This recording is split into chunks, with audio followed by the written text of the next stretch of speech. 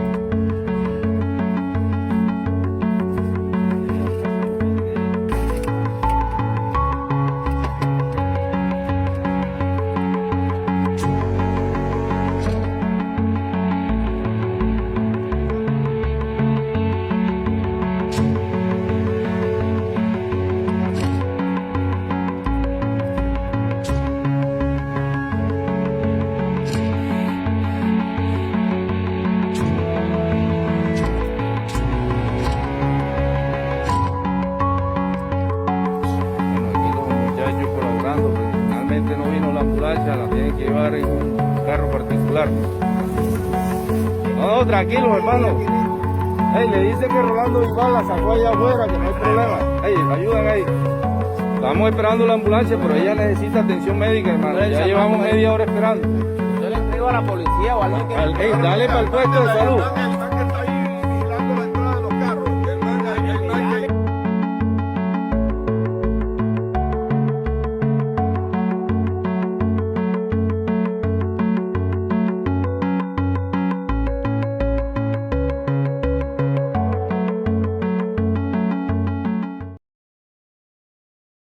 That was a shit show.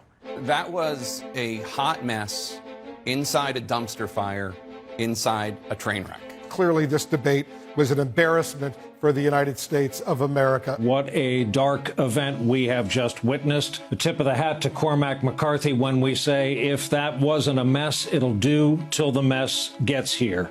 That was the worst debate I have ever seen. In fact, it wasn't even a debate. It was a disgrace. It was a complete disaster on all fronts. The whole thing was disgraceful. That was the worst presidential debate I have ever seen. I mean, this felt like an assault. It felt like an assault on our senses. It felt like an assault on our presidential campaign process. It felt like another assault on our politics, because that's what it was. There's something beyond fact-checking that needs to happen here. This is the sort of thing that shouldn't happen. This sort of debate shouldn't happen in a democracy. Chris Wallace did not act as a moderator. Donald Trump did not act as a debater. Yeah. Donald Trump was the abuser, and Chris Wallace was among the abused. You cannot have watched that debate, I would think, and be proud of our president. We should be really clear here. This is not both sides type of situation. There was one party on that stage interrupting, yelling over the moderator. This took it too far, even for Donald Trump. And he was rude. He didn't abide by any standards of decorum or decency. It was really, frankly, embarrassing. I don't think we've ever seen a president of the United States completely lacking in shame. I mean, just shameless and obesely immoral. He did come out hot. No, but it's not even funny. I mean, are you actually proud of the president of the United States? I think the president overplayed his hand tonight. Tonight, he took the presidency and the office of the presidency to a new low. He is so full of grievance that he can't get past himself. He is not participating in a re-election campaign. He is arguing that he should stay in office and the election should be negated. He treated the debate that way, with a monstrous, just cavalcade of increasingly wild and obscene lies. We had an avalanche of lying from President Trump. Almost every single thing he said during that concluding section of the debate was inaccurate. This behavior is taking place in pursuit of the job we used to refer to as leader of the free world. A monstrous, unintelligible display of logorrhea, which has absolutely nothing to do with civic discourse, with debate, or even with the integrity of the contest they're about to approach. The president does not think he's going to win this election, and he wants to bring the rest of us down with him. I wouldn't be surprised, by the way, if this is the last presidential debate between the President of the United States and the former Vice President of the United States. The American people lost tonight because that was horrific.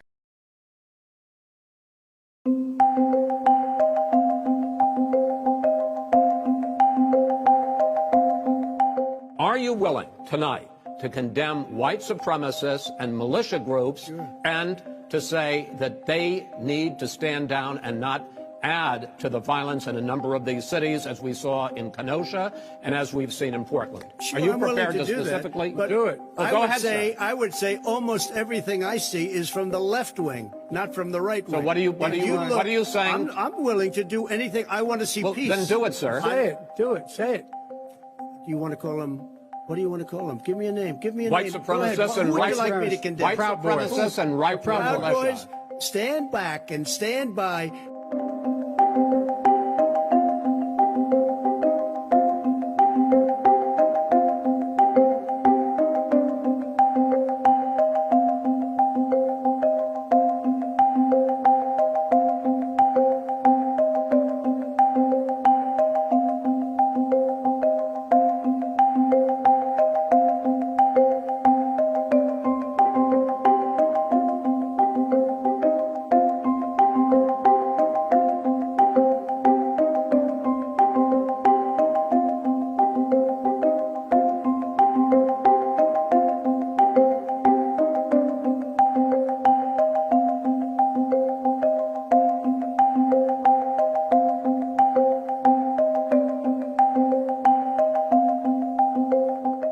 You had some very bad people in that group, but you also had people that were very fine people on both sides.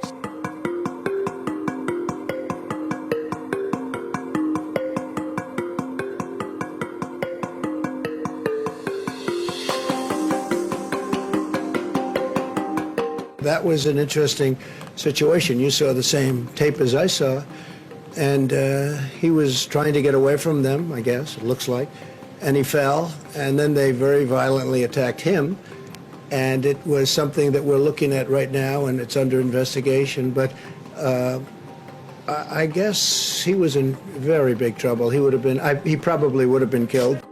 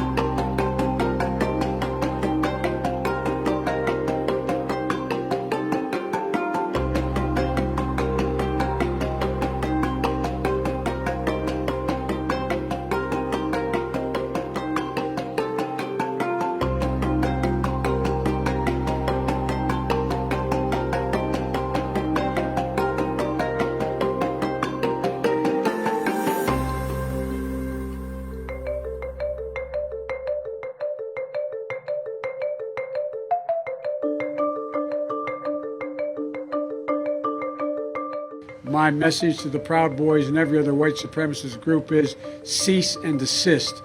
That's not who we are. This is not who we are as Americans.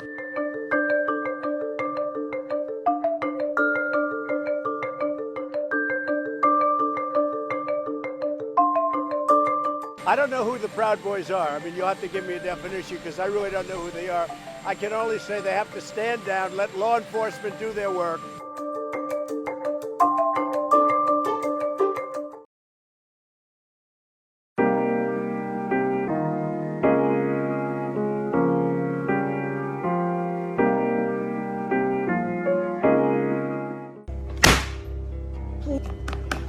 I'm the baker's wife.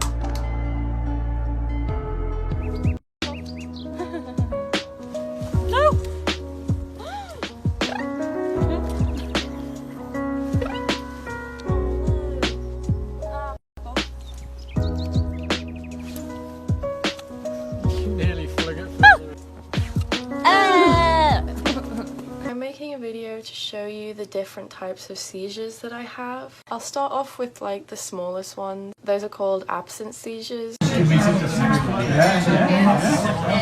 can see how quick they are.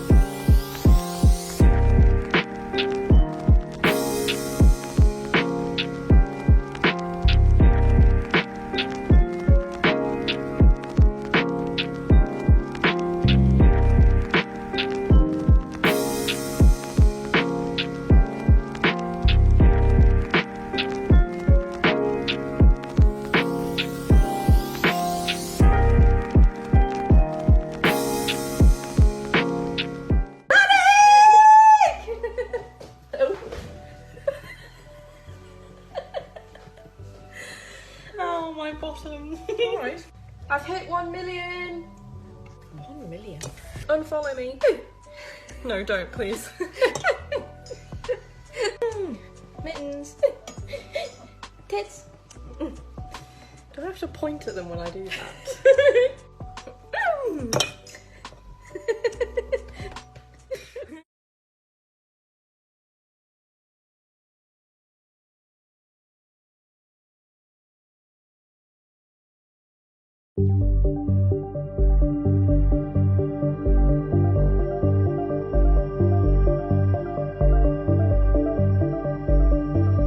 I have tremendous pride in this group.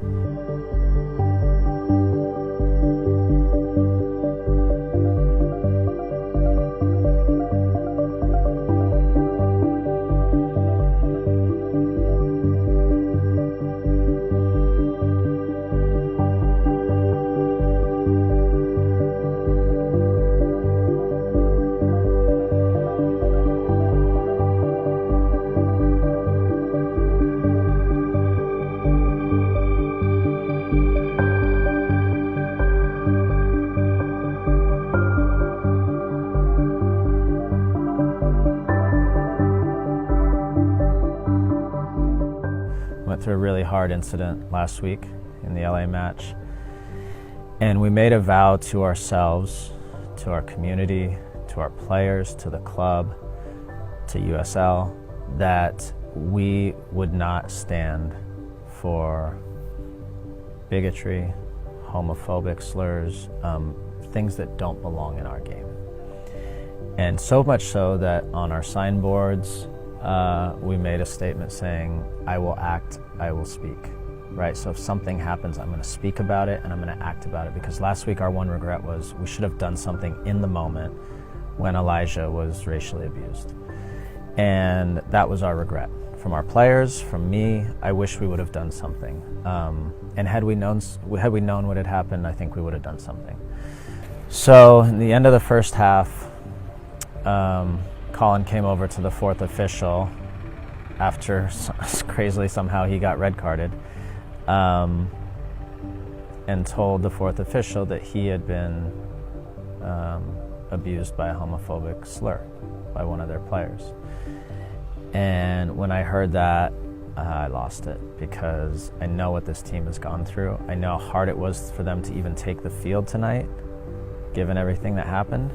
And then for it to happen again a week later was just devastating for me. So after halftime, we all decided that if the player who used the homophobic slur was not removed from the game, either through the officials or through their coach, that we were not going to play. Because if they're not willing to act, then we have to act. We have no choice. I asked the referee to do something about it. He said he couldn't. He said he heard the word. He knew the word was said, but he didn't know what it means. He doesn't know what that means, so he couldn't interpret it, and he didn't want to send him off because he doesn't know what the word means. Fair enough. I can understand that. If you don't speak another language, he doesn't speak whatever that was, Jamaican, then that's fine. I also then went to their coach and said, I just want to be really clear on this. We've had a really hard week. He and I talked about it before the game, about how much we've been through. And I just said, if you don't pull the player off the field, if you don't sub him off, our players are not going to play, because we have to make a stand. So either you do it or else we're going to have to do it. And he said, I'm not going to sub him off the field. I said, okay, that's fair, that's your choice.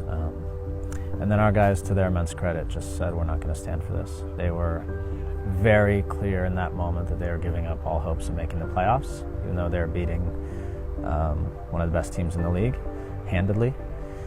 But they said it doesn't matter. There's things more important in life, and we have to stick up for what we believe in. And so they made the decision to walk off. And I have tremendous pride in this group, and I'm really proud of this organization that I get to be a part of it.